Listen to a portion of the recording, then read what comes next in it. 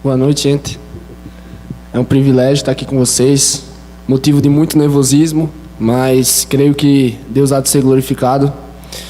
Peço que orem por mim e que desde já saibam que se essa mensagem for muito boa aos seus olhos, se o meu desempenho for muito bom aos seus olhos, a glória de Deus. Se porventura eu erre, eu esqueça coisas que talvez estejam no meu sermão, eu não me lembre, a glória de Deus, eu dependo completamente dele. Então eu peço que vocês venham comigo em oração e que desde já nós possamos inclinar os nossos corações em direção a Deus. Amém? Eu peço que vocês abram as suas Bíblias em Romanos, capítulo 3. A sessão que a gente vai estudar é do versículo 21 ao versículo 26. Por favor. Justiça. É sobre isso que vai a nossa ênfase hoje. E justiça é a qualidade do que está em conformidade com o que é direito, com o que é justo.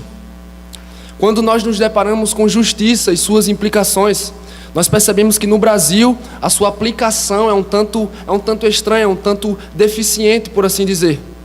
Nós podemos pegar como exemplo o caso do ex-presidente Luiz Inácio Lula da Silva, réu em vários processos no Supremo Tribunal Federal, onde em todos existem evidências consistentes que comprovam, que fundamentam a sua culpa. Mas o questionamento que fica é: por acaso Lula já está atrás das grades? Ele já foi preso? Ele cumpre com a sua condenação?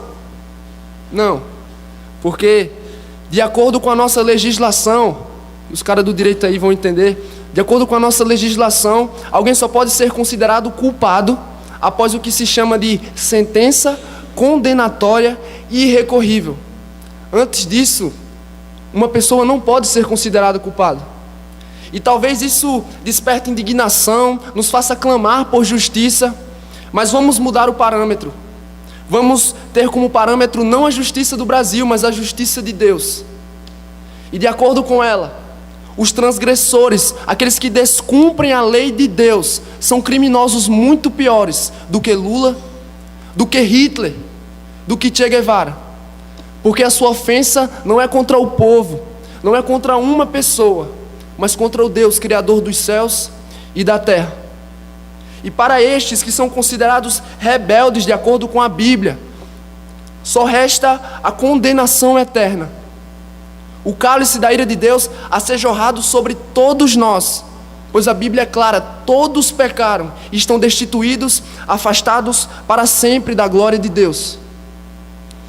Mas o Evangelho é a esperança em meio à nossa terrível e desoladora situação. É como o Dr. John Stott nos explica. Ele nos diz assim: depois da longa e escura noite, raiou o sol, amanhece um novo dia e o mundo é inundado de luz. No Evangelho, eu e você, nós somos levados a enxergar a justiça de Deus sob uma perspectiva mais ampla, uma perspectiva diferente da qual estamos acostumados. A justiça de Deus, na seção em que eu e você vamos estudar hoje, se refere à iniciativa salvadora de Deus em declarar pecadores, pessoas que mereciam o inferno, como justas aos olhos dele. Sendo bem específico, resumindo, nós vamos estudar uma doutrina central, uma doutrina que eu e você devemos nos apegar, nos abraçar a ela e ter a confiança em Deus por conta dela, que é a doutrina da justificação pela fé somente, que, segundo Lutero, é o artigo pelo qual a igreja se mantém de pé ou a igreja cai. Nós vamos estudar hoje sobre a justiça salvadora de Deus no Evangelho. Eu queria ler com vocês o texto. Romanos capítulo 3, do versículo 21 ao 26, diz assim: mas agora se manifestou uma justiça que provém de Deus, independente da lei, da qual testemunham a lei e os profetas. Justiça de Deus mediante a fé em Jesus Cristo para todos os que creem. Não há distinção, pois todos pecaram e estão destituídos da glória de Deus, sendo justificados gratuitamente por sua graça, por meio da redenção que há em Cristo Jesus. Deus o ofereceu como sacrifício para propiciação mediante a fé, pelo seu sangue, demonstrando a sua justiça.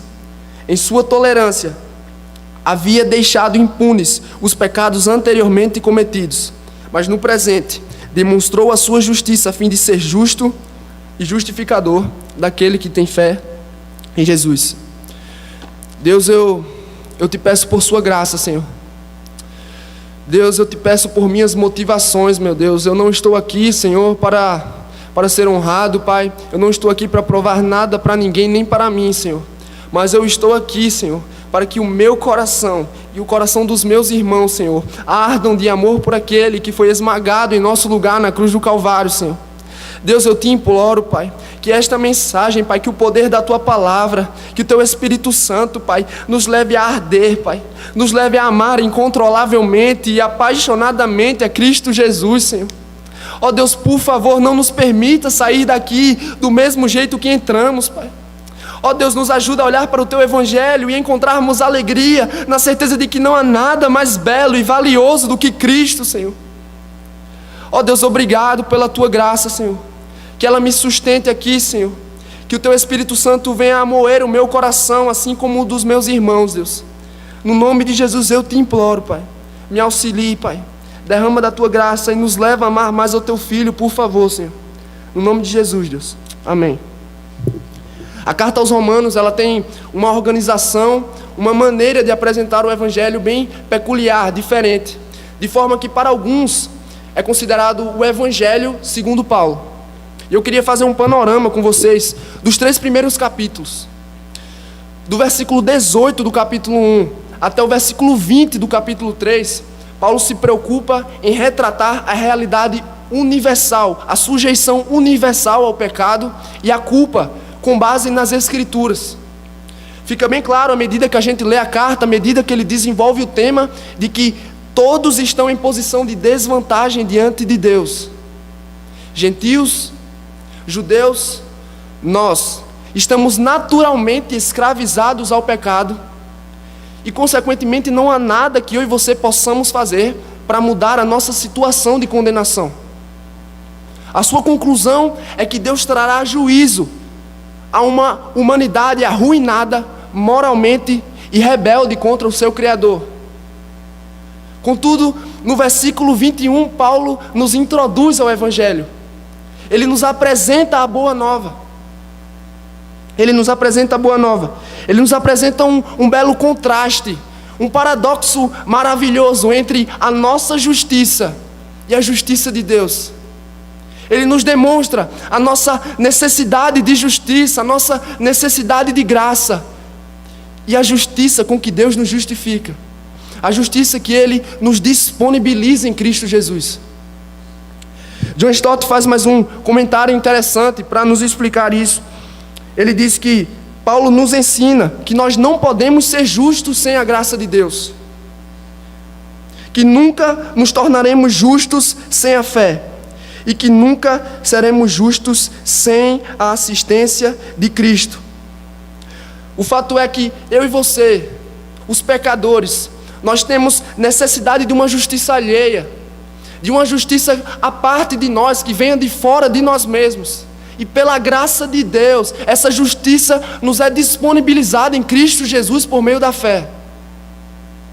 Paulo nos diz, a justiça em Romanos se refere à declaração de justiça de Deus para conosco. Significa dizer, a justificação pela fé significa que Deus nos declara justos. Ele nos credita a justiça de Cristo, não com base no que nós somos, com base na nossa obediência, mas pela obediência de Cristo e pelo seu sacrifício na cruz do Calvário. Ele nos disponibiliza dessa justiça. A justificação pela fé é uma declaração legal, uma declaração de direito. Ele nos diz, vocês são justos aos meus olhos, eu os declaro justos, não por causa de sua justiça, mas pela justiça de Cristo. É interessante a gente observar a justificação pela fé como um pronunciamento de um juiz. Um pronunciamento de um juiz que antecipa o seu próprio julgamento final. É isso que implica a justificação pela fé. É uma dádiva da graça de Deus no Evangelho. Deus olha para nós, não encontra nada para que nos justifique, para quem não encontra nenhuma justiça em nós, mas ao mesmo tempo, pela sua graça, não pelo que há em nós, mas por sua natureza, Ele nos disponibiliza justiça em Cristo Jesus. Como foi dito antes, a justificação pela fé é uma dádiva da graça de Deus no Evangelho. E a gente vai ter a oportunidade de estudar mais sobre ela, tendo atenção, indo a fundo às suas características. E eu queria começar com vocês indo à primeira característica, que está lá no versículo 21, que é uma justiça sem lei. Eu queria ler mais uma vez com vocês o versículo. Diz assim: mas agora se manifestou uma justiça que provém de Deus, independente da lei, da qual testemunham a lei e os profetas. Paulo, no versículo 21, ele nos apresenta a justiça do Evangelho. Uma justiça que está desvinculada, que não pode ser conquistada pelo cumprimento da lei. Desvinculada de uma retidão por meio da lei. É uma justiça que se refere a uma iniciativa de Deus à parte da lei. E como a gente pode ver no versículo, existem dois detalhes muito importantes que precisam ser ressaltados, que são o testemunho da lei e dos profetas e o papel da lei. Do primeiro, que é o testemunho da lei e dos profetas. De acordo com o que a gente lê do versículo, nós vemos que a doutrina da justificação pela fé não é uma novidade. R.C. Sproul comenta, é interessante, ele diz: não é uma doutrina nova anunciada por Jesus em sua encarnação, nem é algo criado pelo apóstolo Paulo em seu ministério. Pelo contrário, essa doutrina está enraizada no Antigo Testamento. E a sua declaração, a declaração de Paulo, nos revela que a justiça do Evangelho não se opõe à lei, não é contrária à lei, ao nos conceder uma justiça gratuita. Mas como Paulo diz, a lei dá testemunho dessa justiça. O fato é que a lei não foi feita para ensinar os homens a se apropriarem, a conquistarem justiça por suas próprias obras. Isso é perverter o papel da lei. E Paulo, é interessante, no capítulo 4, Paulo pega um referencial de peso para comprovar a sua tese. Abraão. De acordo com Gênesis 15, Deus trata de justificar Abraão não por suas obras, não por sua retidão, mas porque ele creu em Deus. E lá diz que Deus lhe creditou justiça por causa de sua fé. O fato interessante é que nem existia a lei de Moisés ainda.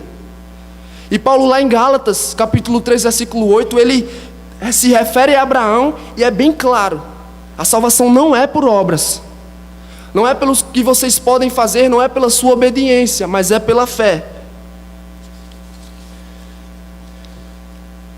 Deus justifica Abraão, Deus nos justifica, não por nossa retidão, mas pela fé.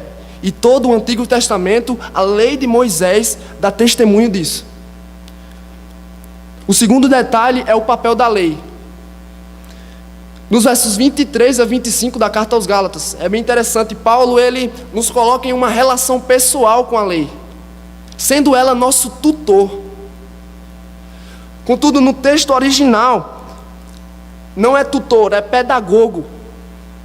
E é certo que esta palavra não tem o mesmo sentido nos dias atuais, mas no contexto em que ela é inserida, possui uma precisão tremenda.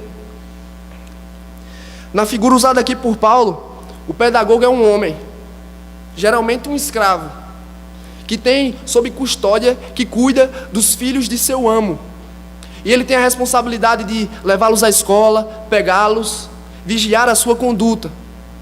De maneira que é mais ou menos um acompanhante, o que se chama de escolta, e às vezes um disciplinador. Disciplina que às vezes era tão severa, que levava os que estavam sob a sua guarda, sob os seus cuidados, a sonharem com o dia em que seriam emancipados. Esse é exatamente o papel da lei. William Hendrickson, comentando o texto, ele diz: o seu caráter, o caráter da lei, era preparatório e disciplinar, jamais salvador, preparando os corações dos que estavam sob a sua tutela para o evangelho da justificação pela fé. O objetivo da lei não é nos trazer justiça por nossas obras, mas nos levar àquele que possui a retidão que nós não possuímos.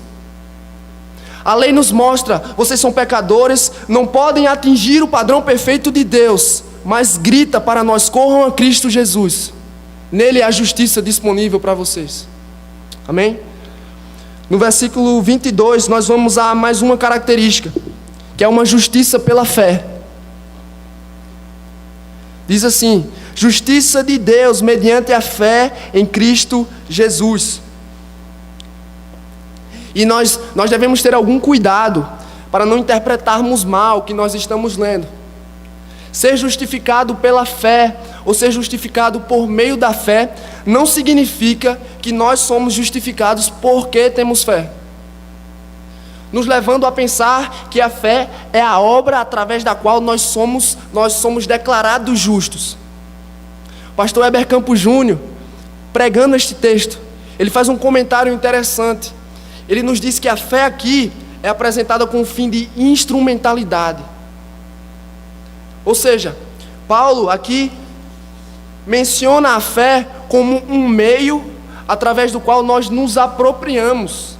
Nós recebemos a justiça de Cristo Jesus. A fé é um meio para um fim.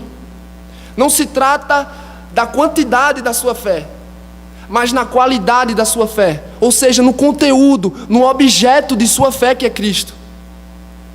Ele nos disponibiliza da sua justiça pela fé, na sua justiça superabundante, com alegria sem medida, porque um dia o Filho de Deus foi esmagado na cruz do Calvário pelos meus e pelos seus pecados. Deus fez com que a iniquidade de todos nós caísse sobre Ele, e Ele foi castigado pelo nosso bem-estar espiritual. A Bíblia diz que Ele suportou a maldição divina, bebeu o cálice da ira de Deus que estava a transbordar até a última gota, para que justiça verdadeira, justiça perfeita, nos fosse disponibilizada, não porque nós merecemos, não porque existe algo em nós que agrada a Deus, mas porque no seu Filho, por causa de seu Filho, nós encontramos justiça e consequentemente segurança. É por causa de Cristo. Deus, enquanto autor da nossa fé, repito, não nos justifica pela nossa obediência, não nos justifica porque estamos aqui hoje na igreja, porque você lê a sua Bíblia todo dia, porque eu oro, mas porque um dia o Filho de Deus morreu na cruz do Calvário, recebeu o meu e o seu sofrimento, morreu por nós, e Deus nos disponibiliza justiça por meio deles, pela fé simplesmente. Um dia eu ouvi, eu achei interessante, que a justificação é pelas obras, sim, pelas obras de Cristo. Os méritos são todos dele. Louvado seja Deus, meus irmãos, porque se tivéssemos que nos apoiar em nossa justiça, em nossas obras, seríamos fulminados, estaríamos a aguardar pelo destino que nos é esperado, que é o inferno.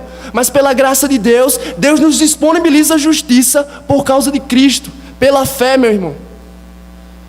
Se alegre, porque se fosse depender de mim e de você, não haveria esperança alguma.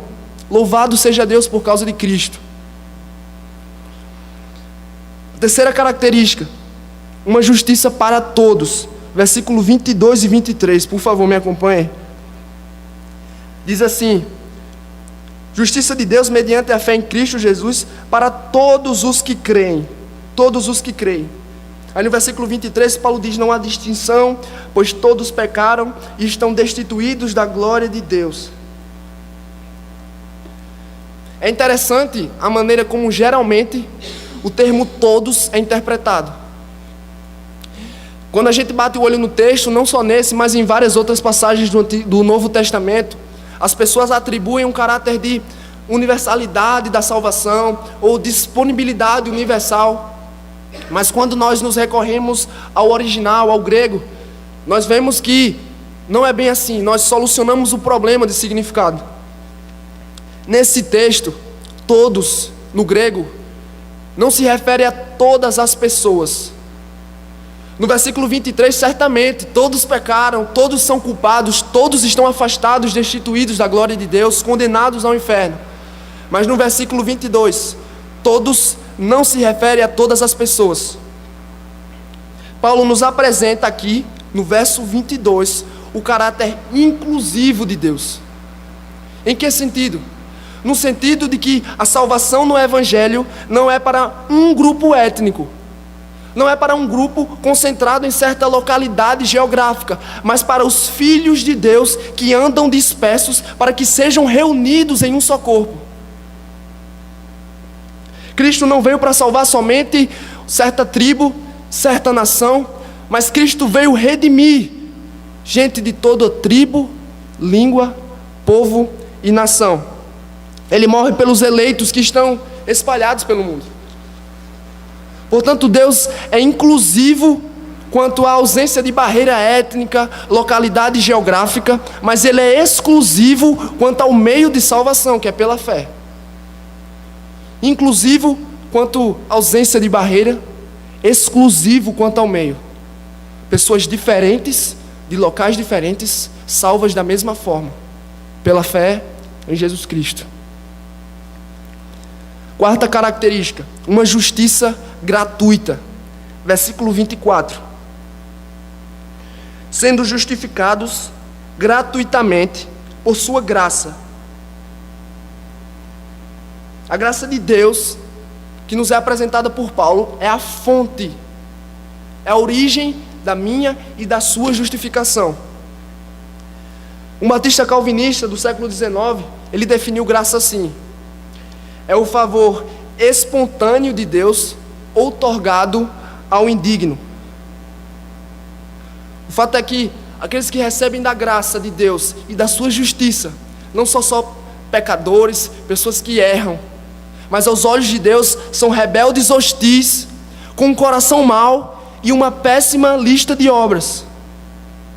Eu faço a mesma pergunta que eu fiz ao meu coração enquanto li esse texto. Vocês teriam coragem de listar os seus pecados nesta parede? E se listados, vocês ousariam dizer que eles não os envergonham? Por conta disso, por conta de quem nós somos, Deus não está obrigado a ser amável, a ser gracioso. Pelo contrário, Ele está obrigado, por conta de quem Ele é, a nos lançar juízo, a nos lançar ao inferno. No entanto, Ele derrama do seu amor, do seu favor imerecido, não por causa de nós, mas por causa dEle, por causa de sua natureza. A nossa salvação é do início ao fim, fruto da graça de Deus. Por quê, meu irmão? Porque na cruz do Calvário, o justo foi pendurado em favor dos injustos. Porque nós somos recebidos na presença de Deus, não com base em nossa justiça, não com base na nossa obediência, mas porque a justiça de outro é lançada sobre nós, a justiça do Filho de Deus. De forma que Deus olha para nós e Ele não procura enxergar em nossa retidão razões para nos aceitar, em nossa obediência, mas quando Ele olha para nós, Ele vê o sangue do Cordeiro derramado sobre mim e sobre você. Alguém uma vez me disse que Deus, quando olha para nós, tem gente de óculos, quando Ele olha para nós, Ele nos olha com as lentes de Jesus Cristo. E sabe o que Ele vê, meu irmão? Ele vê justiça. Não a nossa justiça, mas a justiça do Cordeiro de Deus, que foi esmagado na cruz do Calvário por mim e por você, por causa de nossos pecados. Gloriem-se, meus irmãos, escutem essas verdades e que os seus corações fervam. Que nós não escutemos apenas, é pela graça, ó que coisa boa, mas que nós possamos procurar o sentido. Deus nos olha e nos recebe, mesmo sabendo que não merecemos, que erramos contra Ele, mas Ele olha a justiça de outro que é reto, que é perfeito, que está sobre nós, que é a de Cristo. Nos gloriemos nessa verdade. Por causa de Jesus Cristo, eu e você jamais deixaremos de ser justos aos olhos de Deus. Jamais deixaremos de ser justos aos olhos de Deus. E que esta verdade ferve em nossos corações e nos leve até Ele.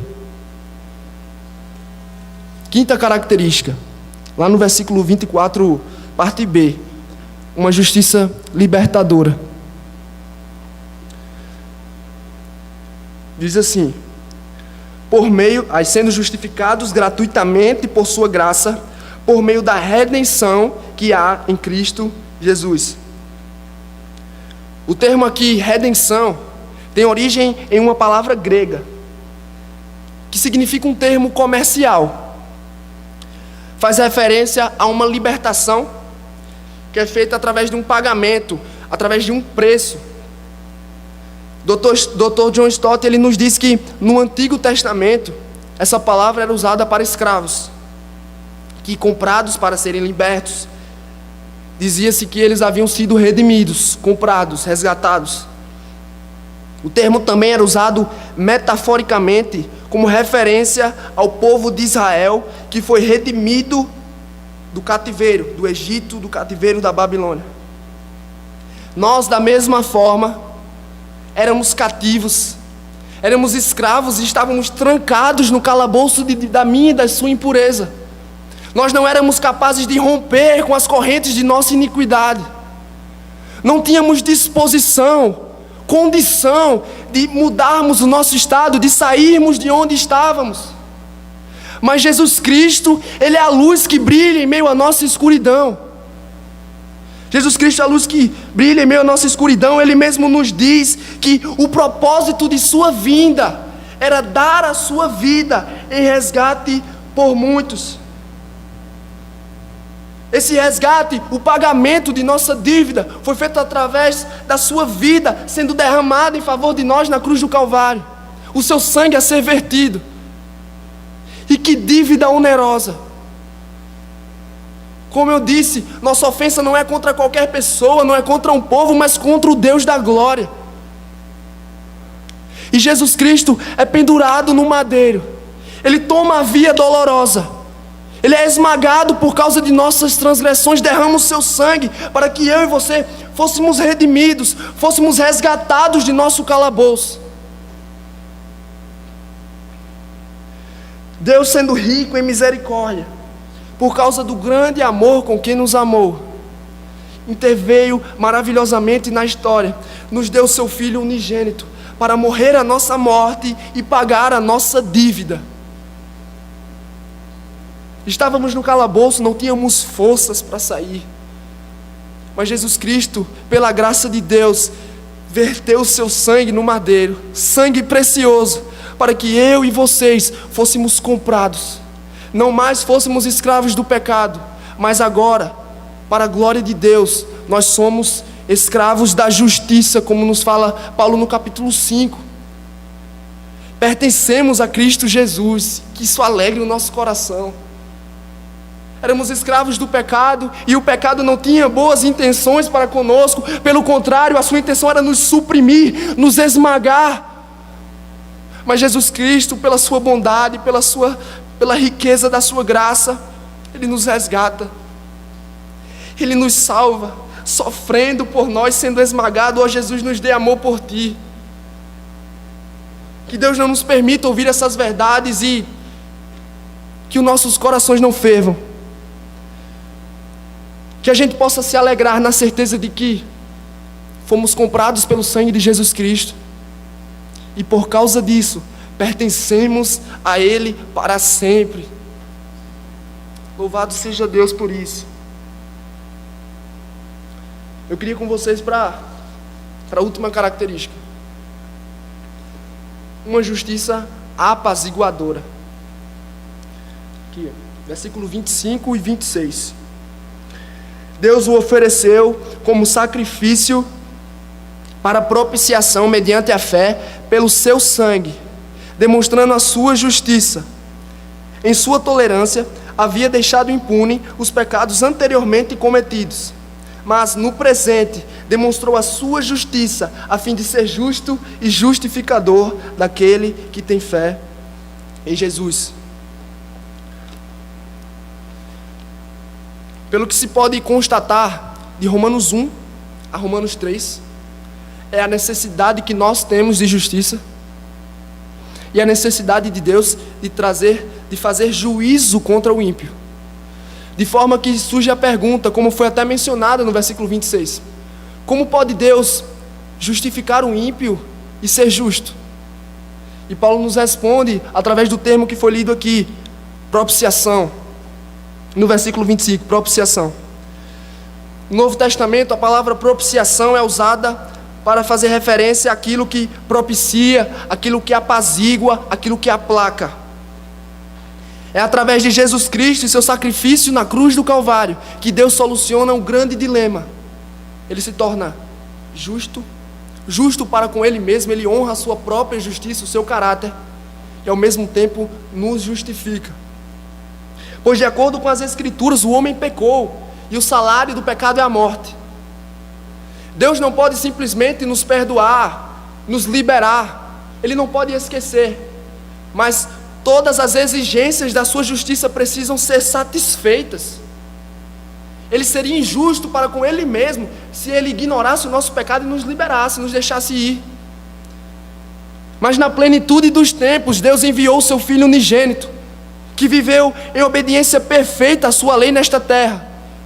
Ao fim da sua vida, Ele foi pendurado no madeiro por ímpios. E por causa disso, Ele foi pendurado no madeiro, Ele recebe a nossa culpa sobre os seus ombros, Ele carrega os nossos pecados sobre o seu corpo. Por causa disso, Ele se torna maldito de Deus, sendo abandonado por seu Pai, esmagado sob o peso de sua ira, obrigado a tomar o cálice que estava a transbordar. Contudo, como disse o profeta Isaías, pelas suas pisaduras, pelo seu sacrifício, é que nós encontramos cura, que nós somos sarados.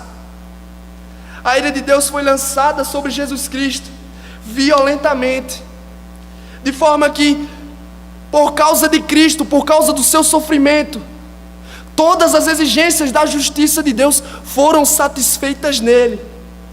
De forma que a justiça de Deus foi satisfeita, foi cumprida, e a sua ira foi apaziguada, foi aplacada por causa do Cordeiro de Deus.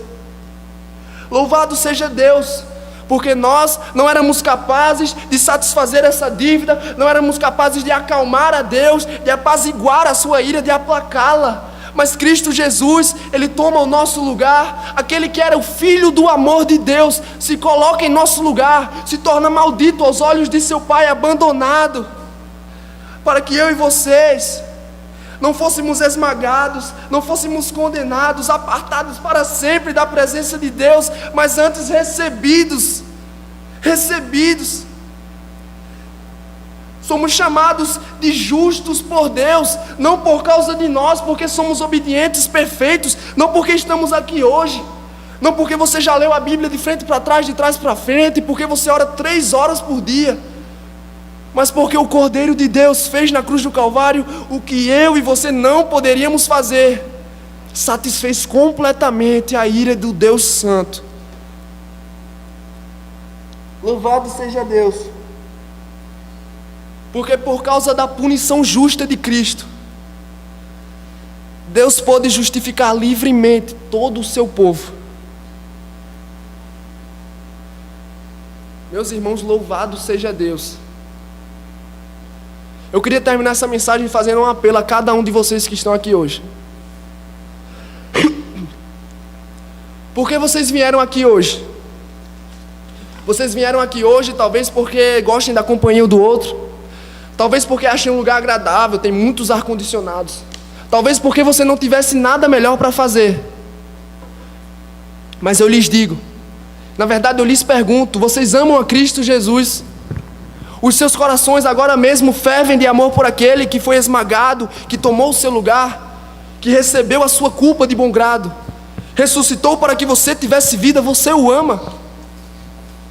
Você está mais preocupado com a sua própria vida ou em viver para a glória daquele que tanto te amou? O seu coração é tomado por inclinações que tem você como centro. Você é o centro de seu próprio coração, você ocupa o trono do seu coração, ou Cristo é desejado, você aguarda com expectativa santa pelo momento em que verá a face do Cordeiro de Deus. Meus irmãos, o fato é que se nós não desejamos a Cristo, se nós não o amamos, se não corremos em sua direção, há algo errado com o nosso cristianismo, há algo errado com a nossa fé. Por isso eu lhes chamo hoje. Eu peço, peguem em minha mão, que a gente possa dar as mãos e correr em direção àquele que sim pode satisfazer o nosso coração. Vamos nos juntar na luta de todos os dias, olharmos para Cristo e enxergarmos a Ele como o nosso tesouro, como o verdadeiro tesouro, como aquilo que realmente tem valor, como o que realmente é belo. Voltem os seus corações para aquele que um dia se tornou alvo da ira de Deus, para que eu e vocês nos tornássemos alvos do amor de Deus. Você ama Cristo Jesus, você deseja se parecer com Ele. Vamos correr juntos à presença de Deus e clamar a Ele por graça. Senhor, meu Deus, no nome de Jesus, eu te imploro, Senhor, ensina-nos a te amar, Senhor. Deus, tem misericórdia de nós, porque não te amamos da forma que devíamos. O nosso amor é imperfeito, Jesus. Por isso eu te imploro, ensina-nos a te amar, Senhor. Enche-nos de amor pelo teu Cordeiro, Senhor. Deus, não nos permita ocupar esses bancos, Pai, vir aqui todas as semanas, Pai, e os nossos corações não te desejarem mais, Senhor. Lembra-nos das tuas verdades, Senhor.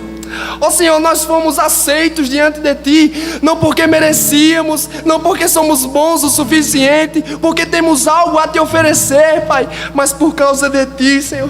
Ajuda-nos a idolatrar o Teu ser, Pai, a louvar o Teu nome por aquilo que Tu és e pelo que o Senhor fez por nós. O Senhor nos declara justos, não pelo que nós somos, mas por causa do Teu Filho, Senhor. Ó Deus, não nos permita ser cristãos de banco, de igreja, Senhor. Cristãos que ouvem a mesma coisa, mas não mudam, Senhor. Deus, nos torna santos, Senhor. Nos torna parecidos com o Teu Filho. Nos dê desejo de parecer mais com o Teu Filho, Senhor. Nós admiramos as pessoas que são santas. Nós até louvamos os homens